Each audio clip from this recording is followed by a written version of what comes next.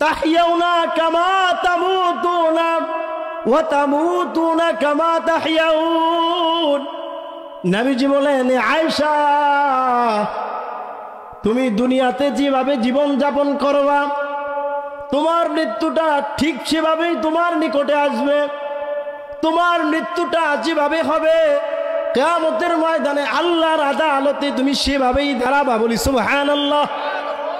তুমি দুনিয়াতে যেভাবে চলাচল করবা তোমার মৃত্যুটা ঠিক সেভাবেই হবে, আর তোমার মৃত্যুটা যেভাবে হবে কিয়ামতের ময়দানে তুমি আল্লাহর আদালতে ওইভাবেই দাঁড়াবে।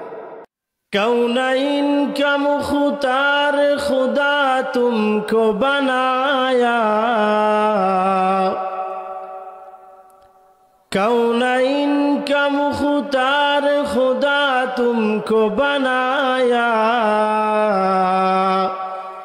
उम्मत की निगाहबान खुदा तुमको बनाया,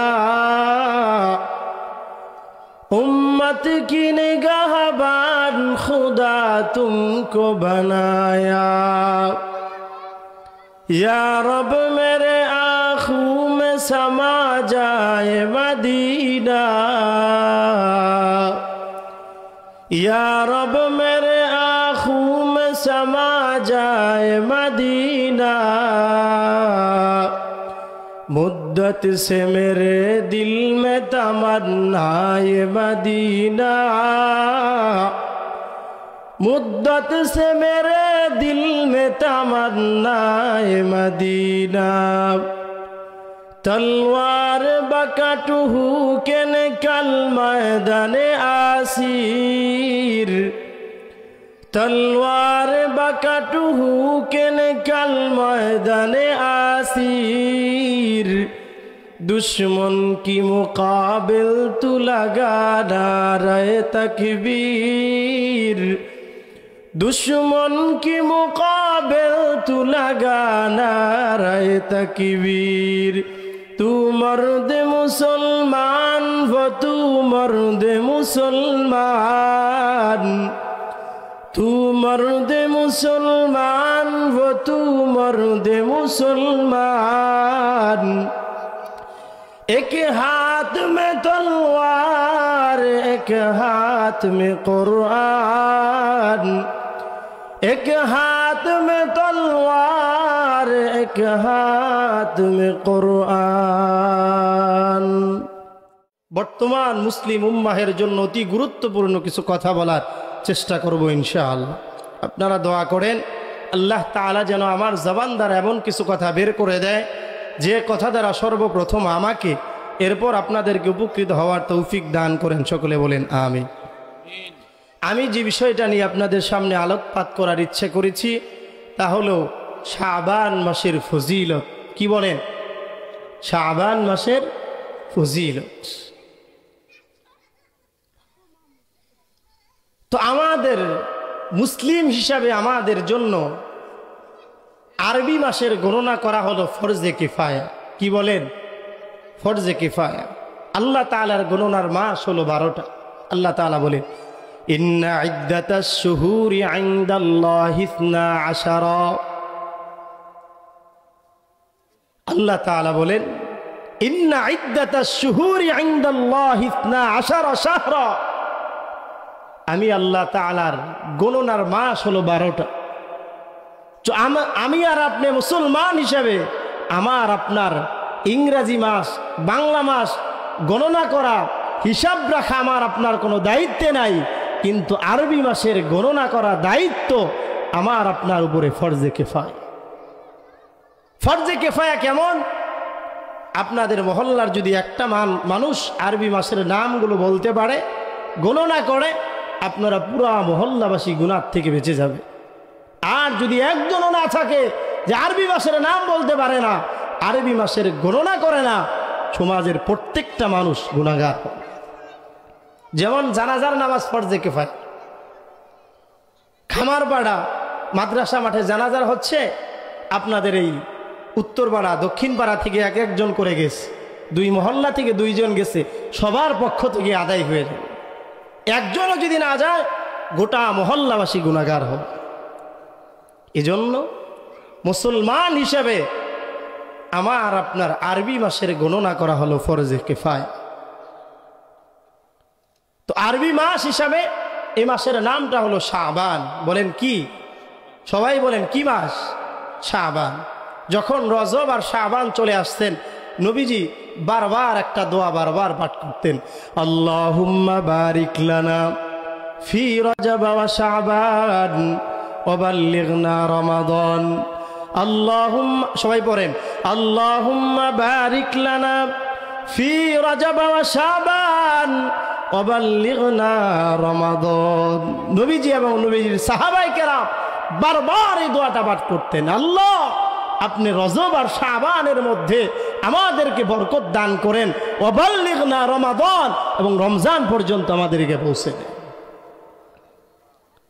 তো শাবান শব্দের অর্থ হলো বিস্তৃত করা, ছড়ানো, ছিটানো। তো এই মাসকে শাবান বলে কেন নামকরণ করা হয়েছে? বিখ্যাত এক সাহাবী হযরত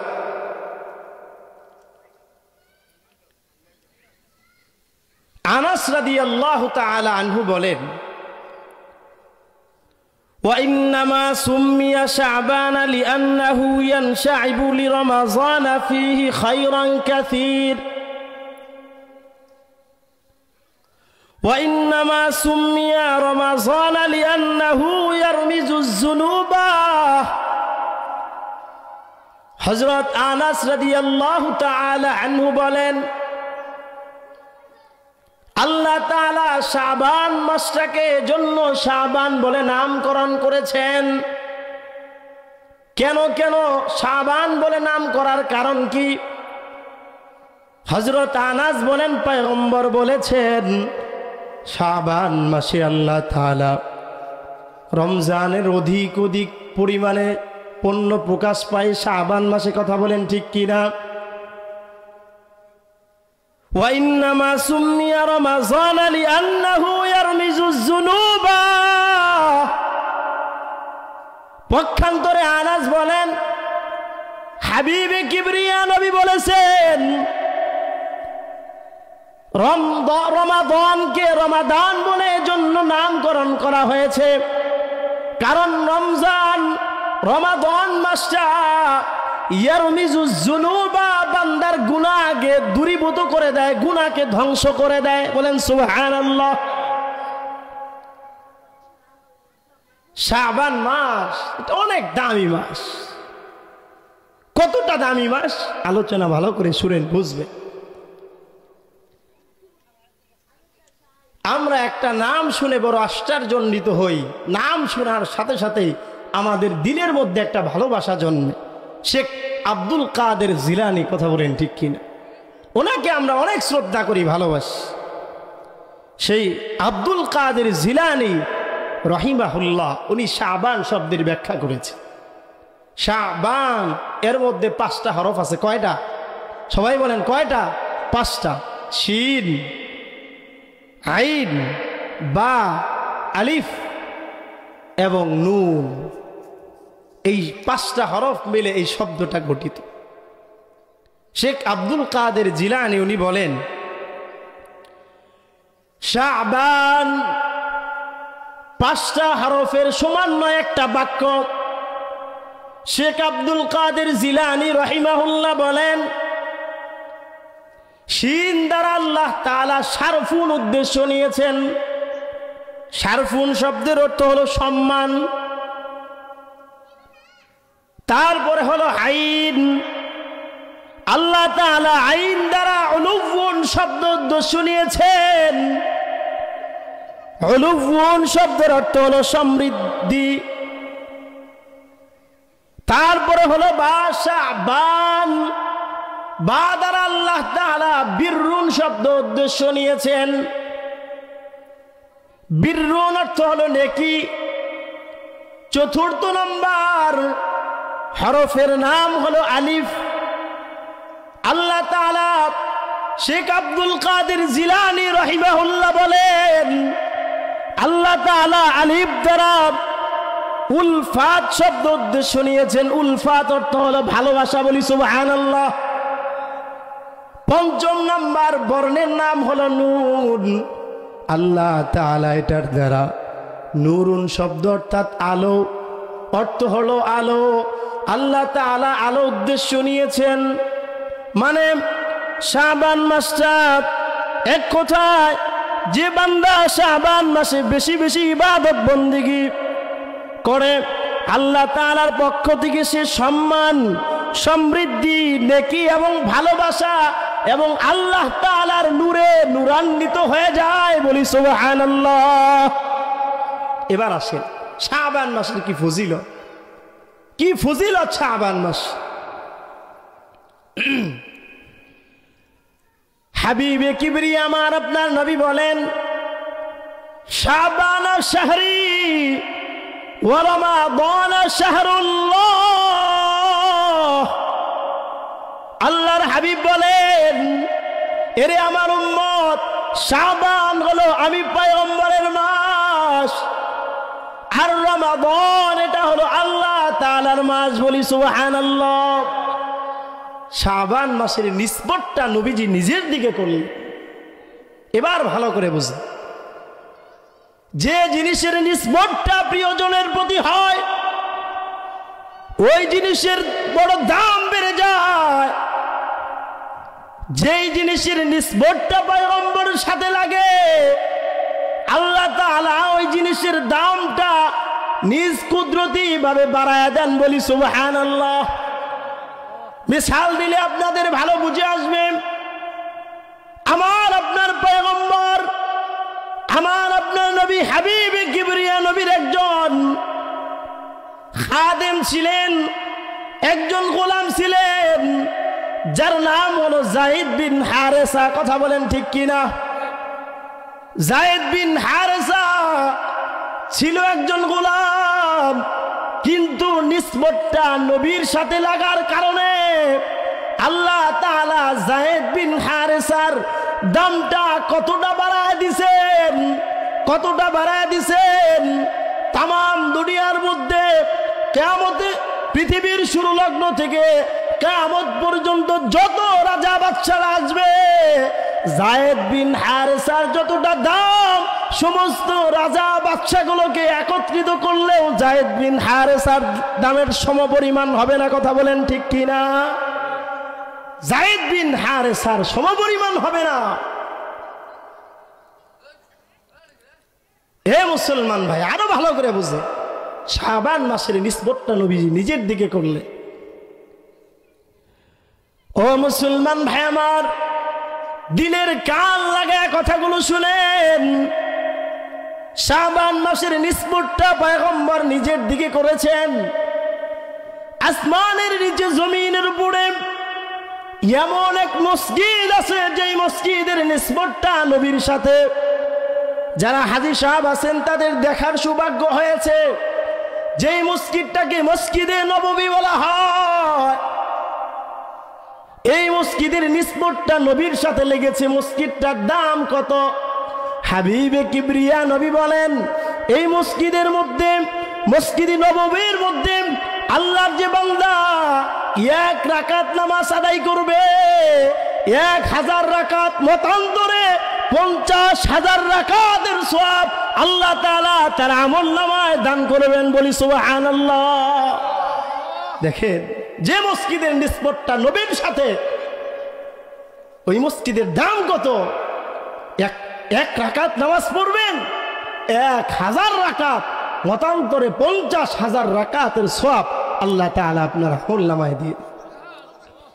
আরো ভালো করে বুঝেন, আরো ভালো করে বুঝেন। পৃথিবীতে এমন এক শহর আছে যেই শহরের নিসবতটা নবীর সাথে। এই শহরটার দাম কত? মক্কাতুল মুকাররমা, মদিনাতুল মুনাওয়ারা।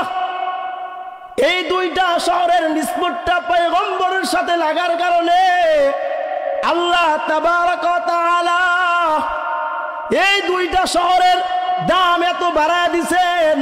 তাম দুনিয়াতে শহর তালাশ করলে মক্কাতুল মুকাররমার থেকে দামি শহর আর খুঁজে পাওয়া যাবে না। কথা বলেন ঠিক কিনা? তো দেখেন, হাজারো এরকম জিনিসের উদাহরণ দেওয়া যাবে যেই জিনিসের নিসবত নবীর সাথে আল্লাহ তাআলা আপনা আপনি ভাবে নিজ কুদরতি ভাবে ওই জিনিসের দাম বাড়ায় দিয়েছে। হাবিবে কিবরিয়া নবী বলেন, শাবানা শাহরি ওয়া রমাদানা শাহরুল্লাহ। এরে উম্মত আমার, শাবান হলো আমি নবীর মাস, আর রমাদান হলো আল্লাহ তাআলার মাস। রমাদান হলো আল্লাহর মাস। আল্লাহর হাবিব বলেন, আন আবি হুরায়রা রাদিয়াল্লাহু তাআলা আনহু قال قال رسول الله صلى الله عليه وسلم। হযরত আবু হুরায়রা থেকে বর্ণিত, হাবিবে কিবরিয়া নবী বলেন, আহসু হিলালা শাবান লি রমাদান। হে উম্মত আমার, তোমরা শাবান মাসটাকে ভালো করে গণনা করো, এতে রমজান মাস তোমাদের জন্য সুনির্দিষ্ট হয়ে যাবে। বলি সুবহানাল্লাহ। আল্লাহর নবী শাবান মাসটাকে ভালোভাবে গণনা করতে বলেছেন।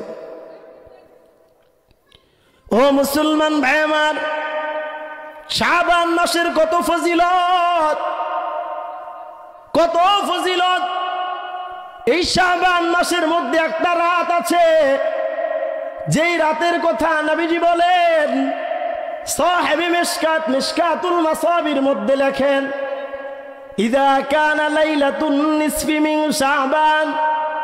যে রাত্রিটা আগামী কাল আসতেছে, খুব ভালো করে আমার কথাগুলো আজকে শুনেন। সাহেবে মিশকাতুল মাসাবির মধ্যে লেখেন, ইযা কানা লাইলাতুন নিসফি মিন শাবান। যখন শাবান মাসের মধ্য রজনী চলে আসে, ফাকুমু লাইলাহা, তোমরা রাত্রি জাগরণ করো, রাত্রিতে দাঁড়ায় দাঁড়ায় আল্লাহ তাআলার ইবাদত করো, কোরআন তেলাওয়াত করো, জিকির আজগার করো, তাসবিহ তাহলিল করো। ইযা কানা লাইলাতুন নিসফি মিন শাবান ফাকুমু লাইলাহা, রাত্রিটাকে তোমরা ইবাদত করো, ওয়াসুমু নাহারাহা, পরের দিন দিনের বেলায় রোজা রাখো। বলি সুবহানাল্লাহ। রাত্রি জাগরণ করো এবং পরের দিন দিনের বেলায় রোজা রাখো। কে বললেন এই কথা? আল্লাহর পয়গম্বর। আল্লাহর পয়গম্বর রাত্রিবেলায় ইবাদত করো, পরের দিন দিনের বেলায় রোজা রাখো। এবার ভালো করে বুঝেন, আমরা অনেক আছি, আমার মা বোনেরাও আলোচনা শুনতেছেন, শবে বরাতের জন্য আমরা রোজা বানায় নিছি তিনটা। কয়টা? তিনটা। শবে বরাতের হাদিসের পরিভাষা হলো ফাকুমু লাইলাহা ওয়াসুমু নাহারাহা, অথবা আসুমু ইয়াওমাহা। রাত্রি জাগরণ করো, পরের বেলায় দিনের বেলায় রোজা রাখো। শবে বরাতের রোজা হলো একটা হাদিসের পরিভাষা। শাবান মাসে সামনে আসবে, নবীজি অধিক পরিমাণে রোজা রাখতে, অধিক পরিমাণে রোজা রাখতে, কিন্তু শবে বরাতের রোজা হলো একটা। তিনটা রাখা যাবে না। আপনি নফল হিসাবে রাখতে পারেন, শবে বরাতকে উদ্দেশ্য করে রাখা যাবে না। এ মুসলমান ভাই আমার, হাবিবে কিবরিয়া নবী বলেন, ইযা কানা লাইলাতুন নিসফি মিন শাবান, যখন শাবান মাসের মধ্য রজনী চলে আসে, ফাকুমু লাইলাহা, রাত্রিবেলায় তোমরা ইবাদত করো, ওয়াসুমু নাহারাহা, এবং দিনের বেলায় রোজা রাখো। আল্লাহর পয়গম্বর বলেন, ফাইন্নাল্লাহা ইয়ানজিলু ফিহা লিগুরুবিশ শামসি ইলা সামাইদ দুনিয়া। নবীজি বলেন, এ আমার সাহাবায়ে কেরাম, এই শবে বরাত যখন চলে আসে, লাইলাতুন নিসফি মিন শাবান, শাবান মাসের মধ্য রজনী যখন চলে আসে, তখন আল্লাহ তাআলা সূর্য অস্তমিত হওয়ার সাথে সাথে প্রথম দুনিয়ার আকাশে চলে আসেন।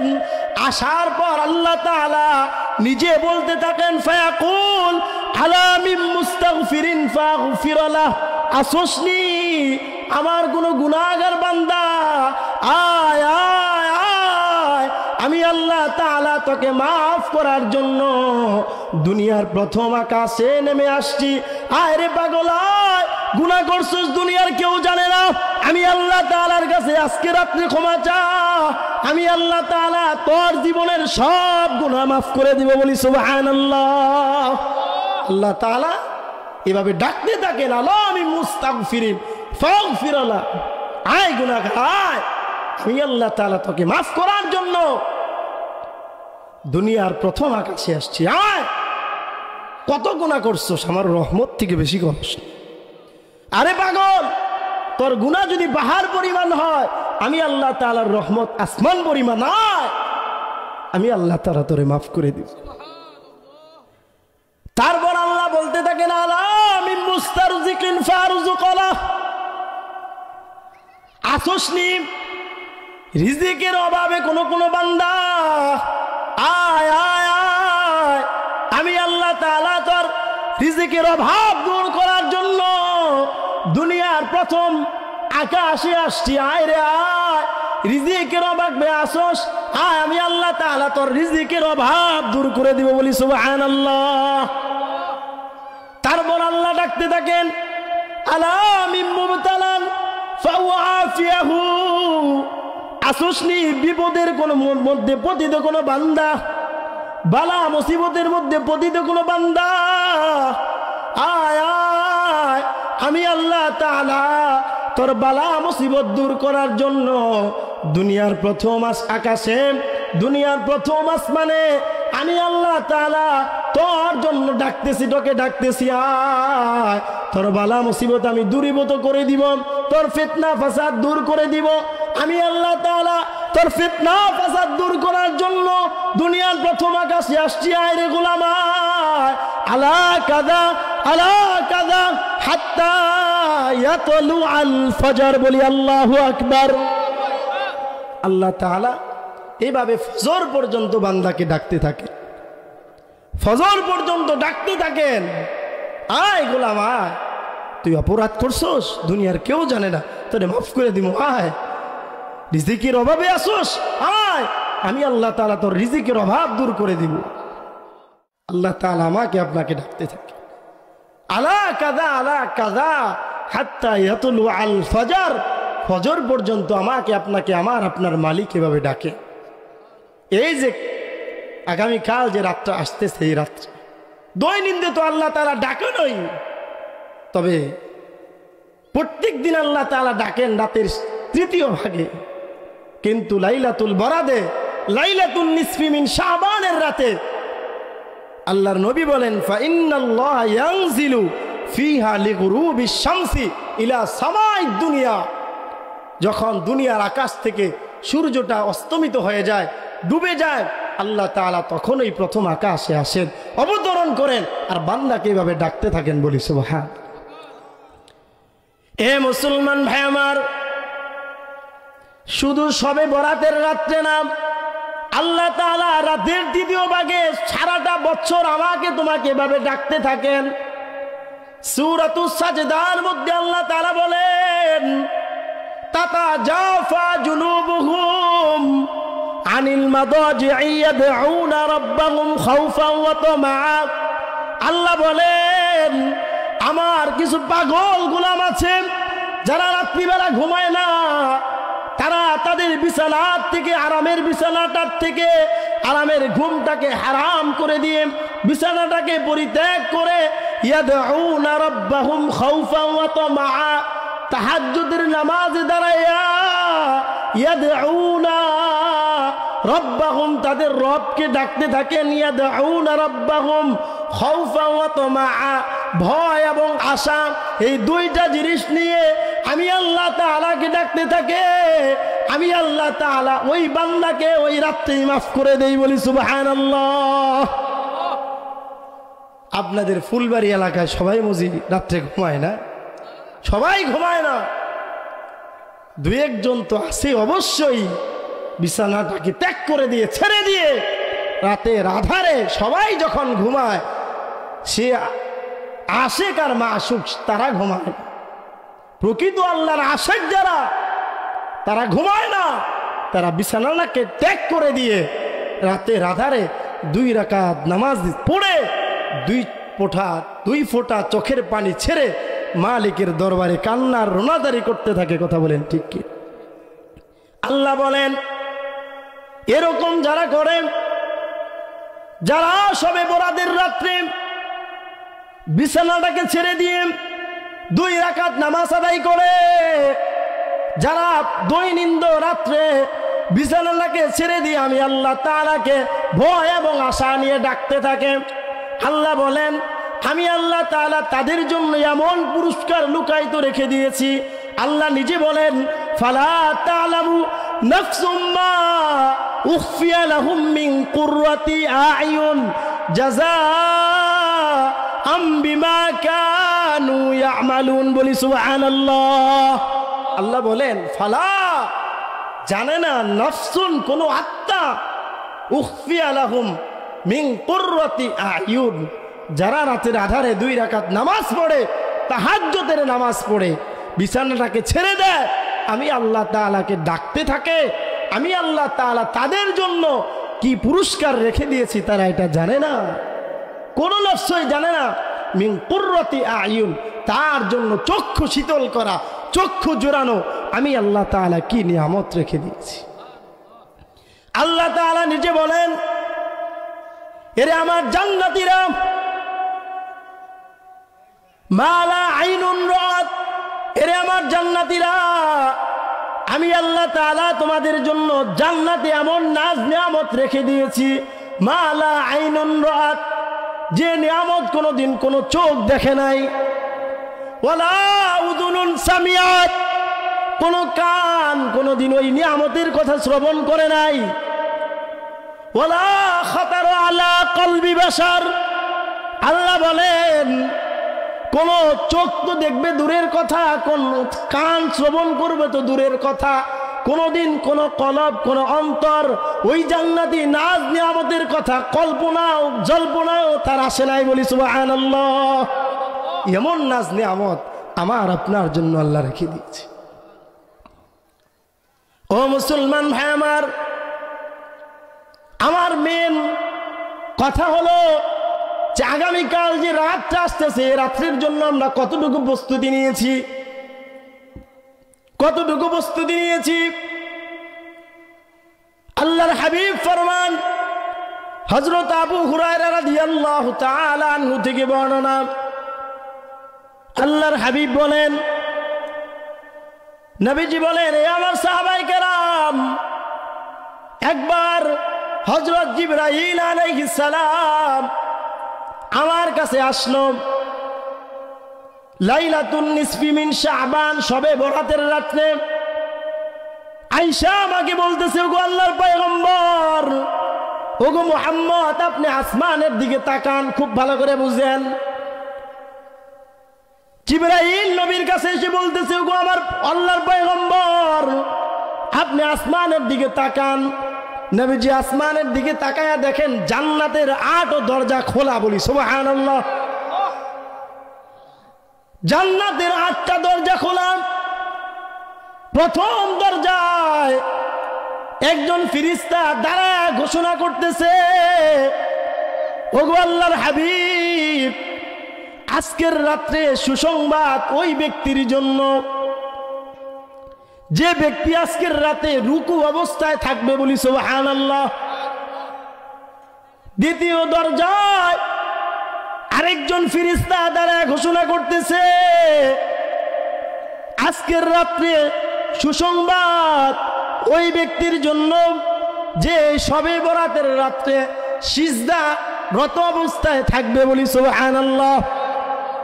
জান্নাতের 3 নম্বর দরজায় দাঁড়াইয়া এক ফেরেশতা ঘোষণা করতেছে, ওগো পয়গম্বর, আজকের রাত্রে সুসংবাদ ওই ব্যক্তির জন্য যে ব্যক্তি আজকে আল্লাহ তাআলার কাছে কিছু চাবে, দোয়া করবে, রোনাজারি করবে। বলি সুবহানাল্লাহ। জান্নাতের 4 নম্বর দরজায় এক ফেরেশতা দাঁড়ায় ঘোষণা করতেছে, ওগো আল্লাহর হাবিব, আজকে সুসংবাদ ওই ব্যক্তির জন্য যে ব্যক্তি আজকের রাতে লাইলাতুল বরাত লাইলাতুল নিসফি মিন শাবান, শাবানের রজনীতে, মধ্য রজনীতে, বরাতের রাত্রিতে যে ব্যক্তি জিকির করবে তার জন্য সুসংবাদ। বলি সুবহানাল্লাহ। জান্নাতের 5 নম্বর দরজায় এক ফেরেশতা দ্বারা ঘোষণা করতেছে, ওগো আল্লাহর হাবিব, আজকের রাত্রে সুসংবাদ ওই ব্যক্তির জন্য যে ব্যক্তি আল্লাহ তাআলার ভয় নিয়া আল্লাহ তাআলার কাছে যাবে, ওই ব্যক্তির জন্য আজকের রাত্রে সুসংবাদ। বলি সুবহানাল্লাহ। জান্নাতের 6ষ্ঠ দরজায় এক ফেরেশতা ধারায় ঘোষণা করতেছে, ওগো আল্লাহর হাবিব, ওগো আল্লাহর পয়গম্বর, আজকের রাত্রে সুসংবাদ ওই ব্যক্তির জন্য, ওই সমস্ত মুসলমানদের জন্য। বলি সুবহানাল্লাহ। আজকের রাত্রে সুসংবাদ সমস্ত মুসলমানের জন্য। খুব ভালো করে বুঝেন, আগের হুকুমগুলো ছিল খাস, এখন হলো আম। আগের গুলো নির্দিষ্ট গুণ ছিল। 6 নম্বরে সমস্ত মুসলমানদেরকে আম করা হয়েছে, মানে যারা জন্মগতভাবে মুসলমান, যারা মুসলমান তাদের উপরে আজকের রাত্রে সুসংবাদ তাদের জন্য সুসংবাদ। মানে কি? ওই 6 নম্বর জান্নাত ওই মুসলমানদেরকে আহ্বান জানাইতেছে, আও, আমি তোমার জন্য অপেক্ষায় আছি, কখন তুমি আমার ভিতরে প্রবেশ করবা। বলি সুবহান। 7 নম্বর দরজায় এক ফেরেশতা দাঁড়ায় ঘোষণা করবে, ওগো আল্লাহর হাবিব, আজকের রাত্রে সুসংবাদ ওই ব্যক্তির জন্য যে ব্যক্তি আজকে আল্লাহ তাআলার কাছে কিছু চাবে। বলি সুবহানাল্লাহ। আল্লাহর কাছে চাইলে আল্লাহ তাআলা খুশি হয়। কি হয়? সবাই বলেন, কি হয়? খুশি হয়। মানুষের কাছে চাইলে মানুষ কি হয়? বেজার। কিছু চাইলে হলে কার কাছে চাইতে হবে? আল্লাহর কাছে। ইদা সাআলতা ফাসআলিল্লাহ, যদি কিছু চাইতে হয় তো আল্লাহর কাছে চাও। নবীজিও হাদিসের মধ্যে বলেন, মাল্লাম ইয়াসআলিল্লাহ ইয়াগদাবু আলাই, যে ব্যক্তি আল্লাহ তাআলার কাছে চায় না, আল্লাহ তাআলা তার প্রতি রাগান্বিত হয়। যে আল্লাহর কাছে চায় না, আল্লাহ তাআলা তার প্রতি রাগান্বিত হয়। আল্লাহ দেওয়ার জন্য প্রস্তুত, আমরা নিতে রাজি। এক কবি তো চমৎকার বর্ণনা করেন। কবি বলেন, हर गोरी ने देने को तैयार है, चूना मांगे उससे वो बेजार है। चिल्लाए बोली अल्लाहु अकबर। कवि बोलेन, हर गोरी ने देने को तैयार है, अल्लाह ताला देवार जन्य राजी, चूना मांगे उससे वो बेजार है। अल्लाह तालार काছে যে চায় না, আল্লাহ তাআলা তার প্রতি রাগান্বিত হন, গোসা করেন, রাগ করেন। এজন্য 7 নম্বর দরজায় এক ফেরেশতা লাইলাতুন নিসফি মিন শাবান, শাবানের মধ্যে রজনীতে দাঁড়ায়া ঘোষণা করতে থাকে, আজকের রাতে সুসংবাদ ওই ব্যক্তির জন্য যে আল্লাহর কাছে কিছু চাইতেছে। বলি সুবহান। 8 নম্বর দরজায় ফেরেশতা দাঁড়ায়া ঘোষণা করবেন, আজকের রাতে সুসংবাদ ওই ব্যক্তির জন্য গো পয়গম্বর, যে আল্লাহ তাআলার কাছে ক্ষমা প্রার্থনা করবে। আজকের রাতে সুসংবাদ ওই ব্যক্তির জন্য। আমার আপনার নবী সাল্লাল্লাহু আলাইহি ওয়াসাল্লাম জিবরাইলকে প্রশ্ন করলেন, এ জিবরাইল, এটা কতক্ষণ পর্যন্ত চালু থাকবে? কতক্ষণ পর্যন্ত চলবে? কতক্ষণ পর্যন্ত চলবে? হযরত জিবরাইল বলেন, ওগো আল্লাহর পয়গম্বর, সুবহ সাদিক পর্যন্ত এই দরজাগুলো চালু থাকবে, খোলা থাকবে। এই 8টা গুণের গুণান্বিত ব্যক্তিরা যতক্ষণ পর্যন্ত থাকবে আল্লাহ তাআলার ফেরেশতারা তাদের জন্য ততক্ষণ পর্যন্ত রহমতের দোয়া করতে থাকবেন, বলি সুবহানাল্লাহ। হযরত জিবরাইল বলেন, ওগো আল্লাহর হাবিব, শুধু তাই নয়, শুধু তাই নয়, শুধু তাই নয়, শুধু তাই নয়, ওগো আল্লাহর হাবিব, আজকের রাত্রে আল্লাহ তাআলা এত পরিমাণ মানুষদেরকে, এত পরিমাণ লোককে জাহান্নাম থেকে মুক্তি দিয়ে জান্নাতে প্রবেশ করাবে। কত পরিমাণ জানেন? আল্লাহর পয়গম্বরকে হযরত জিবরাইল বলেন, ও জিবরাইল, কালো গোত্রের মধ্যে যতগুলো বকরি রয়েছে, এই বকরির শরীরের মধ্যে যে পরিমাণ পশম রয়েছে, এত পরিমাণ লোককে আল্লাহ তাআলা আজকে জাহান্নাম থেকে মুক্তি দিয়ে জান্নাতে প্রবেশ করায় দিবে, বলি সুবহানাল্লাহ।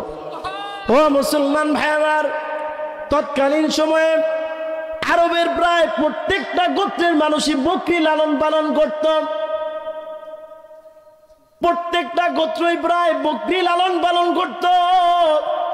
এক একটা বকরির, এক একটা গোত্রের বকরি ছিল 20,000-এর উপরে, বলি সুবহানাল্লাহ। তো বকরির শরীরের মধ্যে যে পরিমাণ লোম, যে পরিমাণ পশম রয়েছে, হযরত জিবরাইল বলেন ইয়ার থেকেও বেশি পরিমাণ আল্লাহ তাআলা আজকে জাহান্নামীদেরকে মুক্তি দিয়ে জান্নাতে প্রবেশ করায় দিবে। চিল্লায় বলি সুবহানাল্লাহ। ও মুসলমান ভাই আমার, আজকে আমি ধন্যবাদ জানাই যারা আজকে এই মাহফিলের আয়োজন করেছে। এই মাহফিলের উসিলায় আপনারা আজকে এই ফজিলতপূর্ণ কথাগুলো শুনতে পাইতেছেন। ও মুসলমান ভাই আমার, শুধু তাই নয়, শুধু তাই নয়, এই রাত্রে শুধু এতটুকুই হয় তা না।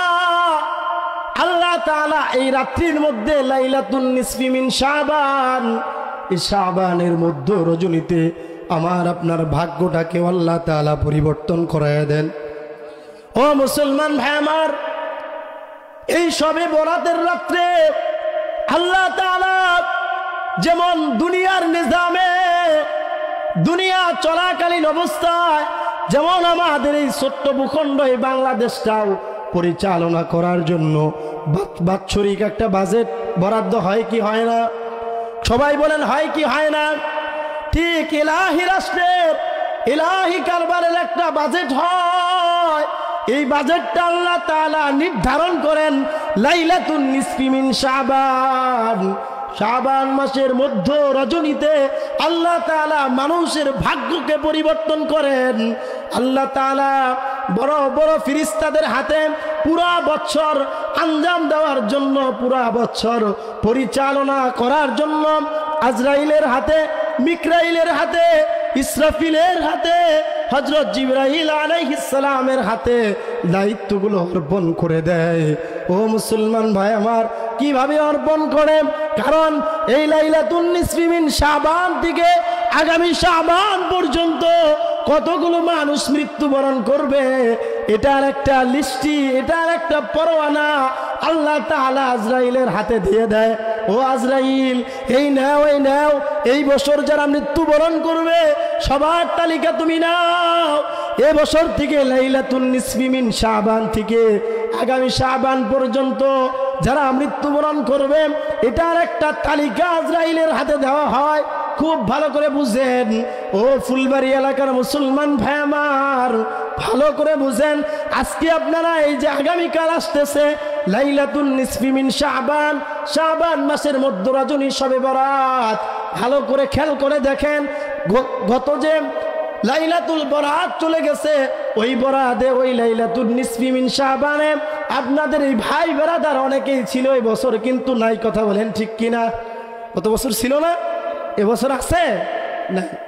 ও মুসলমান ভাই আমার, চক্ষুটা বন্ধ করে ভালো করে বুঝেন, ভালো করে বুঝেন। হতে পারে আপনার জন্য জীবনের শেষ বরাত চলে যাইতেছে, হতে পারে কিনা? হতে পারে তোমার জীবনের শেষ লাইলাতুল বরাত চলে যাচ্ছে, হতে পারে তোমার জীবনের শেষ লাইলাতুন নিসফি মিন শাবান চলে যাচ্ছে। ও মুসলমান ভাই আমার, এ মাসে এই শাবান মাসে আল্লাহর হাবিব আমার আপনার নবী অধিক পরিমাণে রোজা রাখতেন, অধিক পরিমাণে রোজা রাখতেন। আন আয়েশা রাদিয়াল্লাহু তাআলা আনহা قالت قال النبي صلى الله عليه وسلم إذا كان يصوم شعبان كله إلا قليل। হযরত আয়েশা বলেন নবীজি শাবান মাসে গোনা কয়েকদিন ব্যতি রেখে সব দিনই রোজা রাখতেন। আমি নবীজিকে জিজ্ঞাসা করলাম, ইয়া রাসূলুল্লাহ, ইয়া হাবিবাল্লাহ, আপনি শাবান মাসে এত পরিমাণ রোজা কেন রাখেন, কেন রাখেন? নবীজি আয়েশাকে বলেন, আয়েশা ভালো করে শুনো, ভালো করে শুনো, আমি কেন এই মাসে এত বেশি রোজা রাখি জানো?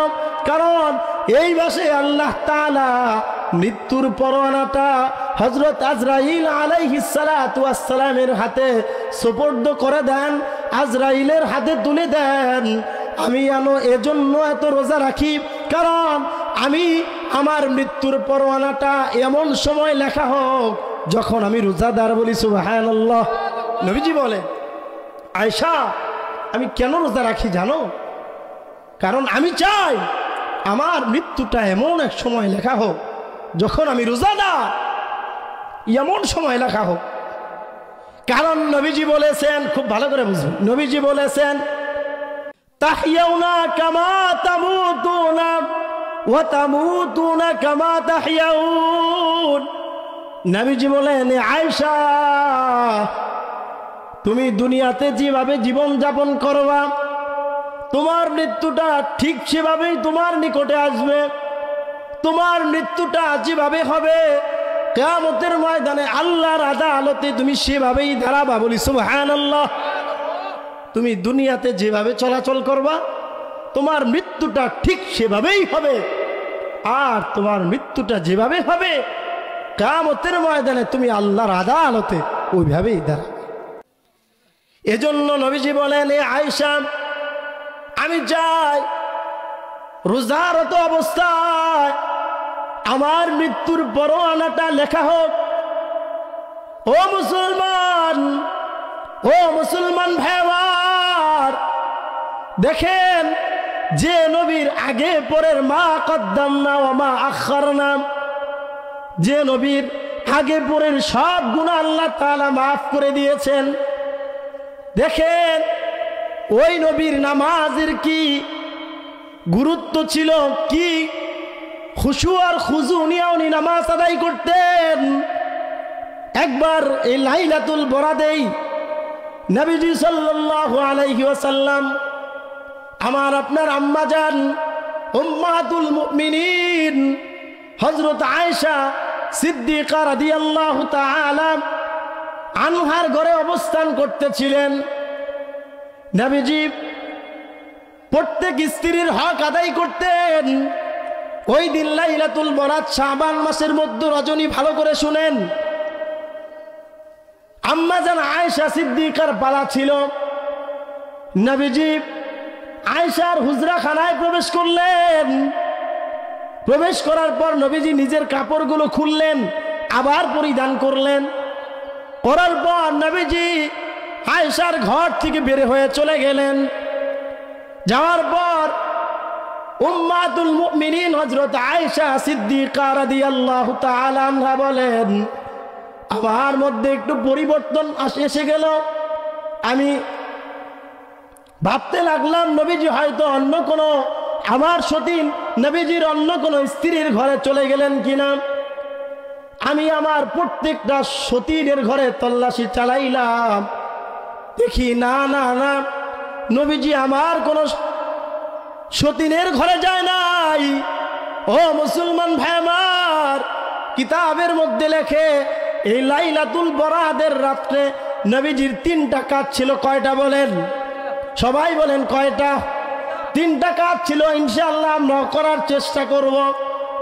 1 নাম্বার, নবীজি সাল্লাল্লাহু আলাইহি ওয়াসাল্লাম এ রাত্রে ইবাদত করতেন, পুরা রাতটা ইবাদতের মধ্যে কাটায়া দিতেন। 2 নাম্বার, নবীজি রাত্রে যারা মৃত্যুবরণ করেছে তাদের কবরের পাশে দাঁড়াইয়া তাদের মাগফিরাত কামনা করতেন। তৃতীয় নাম্বার, নবীজি পরদিন রোজা রাখতেন। তো আম্মা জান আয়েশা সিদ্দিকা রাদিয়াল্লাহু তাআলা আনহা তার শরীরের প্রত্যেকটা ঘরের তাল্লাশি চালাইলেন। না না না, নবীজি কোনো সতীনের ঘরে তো যায় নাই। আম্মা জান আয়েশা সিদ্দিকা রাদিয়াল্লাহু তাআলা আনহা নবীজিকে খুঁজতে আরম্ভ করলেন, কোথায় গিয়েছেন নবীজি। আম্মা জান আয়েশা খুঁজে খুঁজে দেখেন নবীজি আর কোথাও যান নাই। মদিনায় জান্নাতুল বাকিতে নবীজি দাঁড়াইয়া শহীদানদের জন্য, জান্নাতুল বাকিতে যত কবরবাসী ছিল তাদের জন্য রূহের মাগফিরাত কামনা করতেছে, ইস্তিগফার পড়তেছে। বলি সুবহানাল্লাহ। আমার আপনার আম্মা জান এই অবস্থা দেখে দৌড়ে আবার তার হুজরায় চলে আসলেন। নবীজিও কিছুক্ষণ পর আগমন করলেন। নবীজি আগমন করার পর দেখেন আয়েশা হাঁপাচ্ছে, আমার আপনার আম্মা জান হাঁপাচ্ছে। নবীজি জিজ্ঞাসা করলেন, এ আয়েশা তুমি হাঁপাচ্ছ কেন, কারণ কি? আয়েশা রাদিয়াল্লাহু তাআলা আনহা গোটা ঘটনা খুলে বললেন, ইয়া রাসূলুল্লাহ, ইয়া হাবিবাল্লাহ, আপনি আমার ঘরে প্রবেশ করলেন, আবার বের হয়ে গেলেন। আমি ভাবতেছিলাম আপনি হয়তোবা আমার কোনো সতীনের ঘরে গেছেন কিনা, কিন্তু আমি আমার সতীনের প্রত্যেকটা ঘর তাল্লাশি করেছি, না আপনি সেখানে যান নাই। আমি আপনাকে খুঁজতে খুঁজতে দেখি আপনি জান্নাতুল বাকিতে। এই অবস্থায় দেখে আমি আবার দৌড়ে চলে আসছি, যাতে আপনি টের না পান, যাতে আপনি বুঝতে না পারেন। নবীজি এবার আয়েশাকে বলতেছেন, এ আয়েশা তুমি কি মনে করেছো আল্লাহ এবং আল্লাহর রাসূল তোমার প্রতি জুলুম করবে? আয়েশা বলেন, ইয়া রাসূলুল্লাহ, ইয়া হাবিবাল্লাহ, আমি এমনটা মনে করি নাই, তবে আমি মনে করেছি যে আপনি কোথাও গেলেন কিনা। নবীজি এবার আয়েশাকে বলেন, আয়েশা আমি তোমার কাছে আজকের রাত্রির জন্য অনুমতি চাইতেছি, তুমি কি আমাকে একটু অনুমতি দিবা কিনা? আয়েশা বললেন, ইয়া রাসূলুল্লাহ, কিসের আবার অনুমতি? আপনি কিসের অনুমতি চান? আয়েশা এবার বললেন, কিসের অনুমতি চান ইয়া রাসূলুল্লাহ বলেন। নবীজি বললেন, ও আয়েশা, আজকের রাতটা তুমি আমাকে দিবা কিনা? আমি আমার আজকের রাতটা আমি আল্লাহর জন্য বরাদ্দ করতে চাই। কার জন্য বলেন? আল্লাহর জন্য বরাদ্দ করতে চাই। হে আয়েশা, আজকের রাতটা তুমি আমারে দাও। ও মুসলমান ভাই আমার, এবার আপনার প্রশ্ন জাগতে পারে, নবীজি আবার স্ত্রীর কাছে অনুমতি কেন চাইলেন? নবীজি কি কারো কাছ থেকে অনুমতি নিয়ে ইবাদত করতেন? না না না, নবীজি তো অন্য রাত্রে নফল, ওয়াজিব, সুন্নত এবং তাহাজ্জুদ এবং ইস্তিগফার, কোরআন তেলাওয়াত, জিকির, আজগার এগুলো তো অন্য রাত্রে করতেনই। তবে লাইলাতুল বরাদে, লাইলাতুল নিসফি মিন শাবানে পুরা রাতটাই আল্লাহর জন্য উনি দিতে চাচ্ছেন। এজন্য উম্মাতুল মুমিনিন হযরত আয়েশার কাছে অনুমতি চাইতেছেন। ও মুসলমান ভাই আমার, ঘটনা বলা আমার উদ্দেশ্য না, আমার বলা উদ্দেশ্য নবীজি আয়েশার কাছ থেকে অনুমতি নিয়েই নামাজের মধ্যে দাঁড়ায় গেল।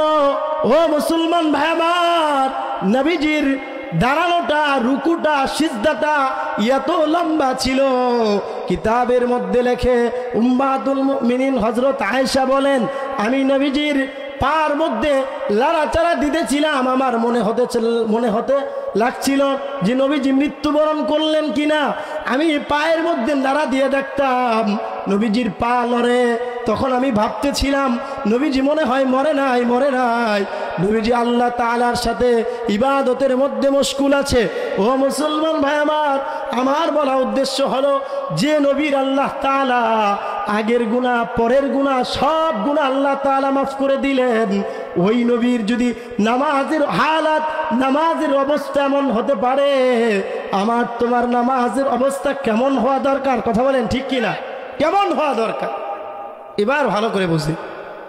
আমার আলোচনা শেষ। সর্বশেষ যে কথা, আমাদের আশপাশে, আমার বাড়ি তো আর বেশি দূরে না, কাছেই আমাদের এলাকায় আহলে হাদিস নামক কিছু আহলে হাদিস আছে, যারা বলে লাইলাতুল বরাত বলতে কোনো রাত্রি নাই। আল্লাহ তাআলা লাইলাতুল বরাদের কথা কোরআনুল কারীমের মধ্যে বলেছেন, ইন্না আনজালনাহু ফি লাইলাতিন মুবারাকাতিন। আল্লাহ তাআলা লাইলাতুল বরাদের কথা কোরআনে হাকীমের মধ্যে বলেছেন। প্রায় প্রসিদ্ধ 10 জন সাহাবী থেকে এই লাইলাতুল বরাদের ফজিলত বর্ণিত। তারা সাহাবী সম্পর্কে গালমন্দ করতে থাকে। নবীজি বলেন, আস-সাহাবাতু কুল্লুহুম আদুলুন, আমার প্রত্যেকটা সাহাবী ন্যায়পরায়ণ ছিল, সত্য ছিল। নবীজি আরো বলেন, আসহাবি কান নুজুম ফাবিআইহিম ইক্তাদাইতুম ইহতাদাইতুম, আমার এক একটা সাহাবী হলো তারকা রাজির মতো, নক্ষত্রের মতো। ইহতাদাইতুম, আমার কোন উম্মত যদি আমার একটা সাহাবীকে অনুকরণ করে, ইহতাদাইতুম, সে হেদায়েত প্রাপ্ত হয়ে যাবে। এজন্য যারা বলবে লাইলাতুল বরাত বলতে কোনো রাত্রি নাই, আমার আপনার আশপাশে অনেক আহলে হাদিস নামক আহলে হাদিস আছে, তাদের জবান দ্বারা ছড়াল বলা মুসলমানদেরকে যদি কখনো তারা বিভ্রান্ত করতে চায়, আপনার পরিপূর্ণ জবাব দেওয়ার চেষ্টা করব। কথা বলেন ঠিক কিনা? হযরত আমার মুরব্বী হযরতুল আল্লামা হযরত মাওলানা নাজির সিদ্দিক সাহেব দামাত বরকাতুহু হুজুর এসে গেছেন। আমার জন্য সকলেই দোয়া করবেন। যে কথাগুলো বললাম উক্ত কথার উপরে আল্লাহ তাআলা বক্তা শ্রোতা সবাইকে আমল করার তৌফিক দান করুন, আমিন। সুবহানাকাল্লাহুম্মা ওয়া বিহামদিকা আশহাদু আল্লা ইলাহা ইল্লা আনতা আস্তাগফিরুকা ওয়া আতুবু